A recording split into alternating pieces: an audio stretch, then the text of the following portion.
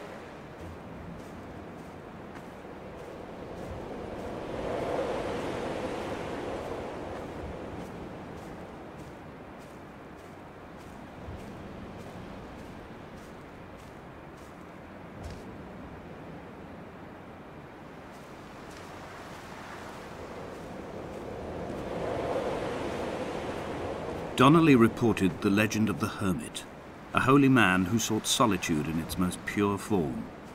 Allegedly, he rode here from the mainland in a boat without a bottom, so all the creatures of the sea could rise at night to converse with him. How disappointed he must have been with their chatter. Perhaps now, when all that haunts the ocean is the rubbish dumped from the tankers, he'd find more peace.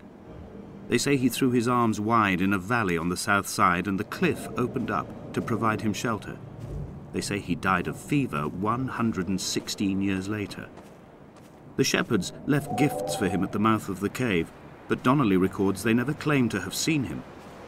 I have visited the cave and I have left my gifts, but like them, I appear to be an unworthy subject of his solitude.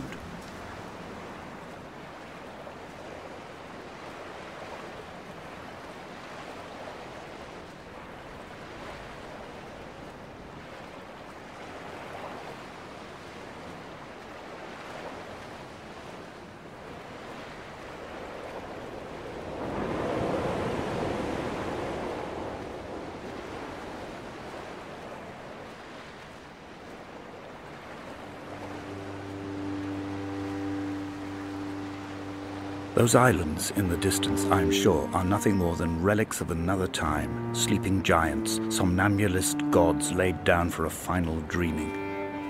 I wash the sand from my lips and grip my wrist ever more tightly. My shaking arms will not support my fading diaries.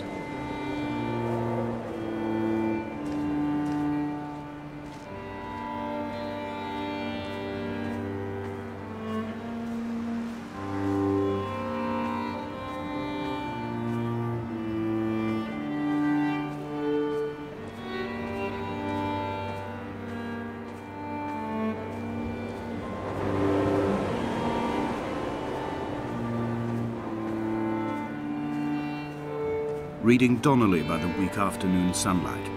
He landed on the south side of the island, followed the path to the bay and climbed the mount. He did not find the caves, and he did not chart the north side. I think this is why his understanding of the island is flawed, incomplete. He stood on the mount and only wondered momentarily how to descend, but then he didn't have my reasons.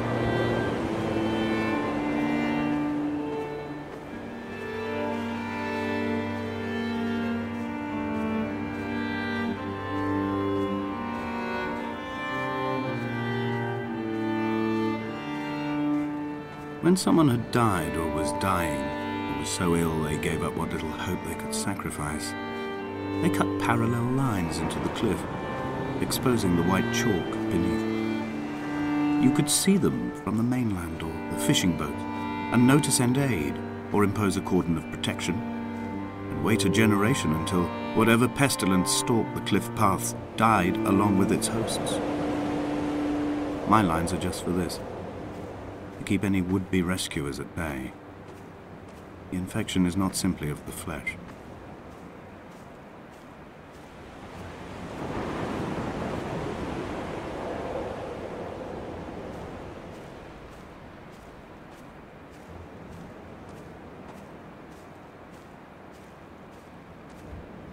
We are not like Lot's wife, you and I. We feel no particular need to turn back. There's nothing to be seen if we did. No tired old man parting the cliffs with his arms. No gifts or Bibles laid out on the sand for the taking. No tides turning or the shrieking gulls overhead. The bones of the hermit are no longer laid out for the taking. I have stolen them away to the guts of this island, where the passages all run to black, and where we can light each other's faces by their strange luminescence.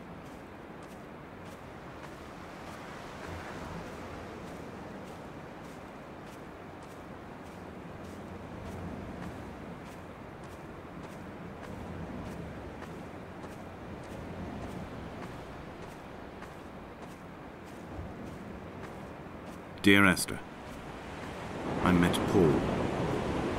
I made my own little pilgrimage. My Damascus, a small semi-detached on the outskirts of Wolverhampton. We drank coffee in his kitchen and tried to connect to one another. Although he knew I hadn't come in search of an apology, reason or retribution, he still spiraled in panic, thrown high and lucid by his own dented bonnet. Responsibility had made him old. Like us, he'd already passed beyond any conceivable boundary of life.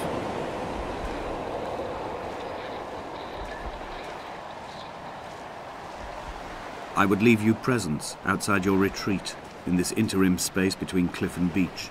I would leave you loaves and fishes, but the fish stocks have been depleted and I've run out of bread. I would row you back to your homeland in a bottomless boat, but I fear we would both be driven mad by the chatter of the sea creatures.